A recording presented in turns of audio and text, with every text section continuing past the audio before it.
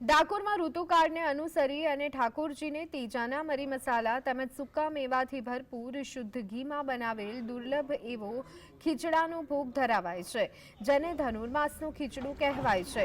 માગશીર માસથી શરૂ થઈ અને પોષ માસની મકર સંક્રાંતિ સુધીમાં શ્રીજી મહારાજને ખીચડું ધરાવવામાં આવે છે। આ ખીચડામાં તીજાના મરી મસાલા તેમજ ડ્રાયફ્રૂટ અને ચોખ્ખા ઘીની દાળ ચોખા મિશ્રિત આ ભોગ મંગળા આરતી તેમજ શ્રીજીને સ્નાન કરાવ્યા બાદ ધરાવવામાં આવે છે।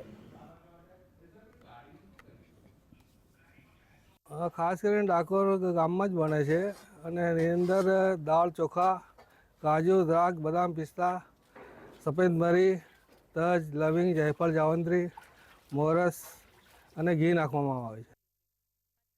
આમ તો વૈષ્ણવ મંદિરમાં તેમજ દરેક મંદિરમાં ખીચડો ધરાવવામાં આવે છે, જેમાં વિવિધ પ્રકારનો હોય છે। દરેક સંપ્રદાયના પોતપોતાના નિયમ અનુસાર ભગવાનને સવારે પ્રાતઃકાલે ખીચડો ધરાવવામાં આવે છે।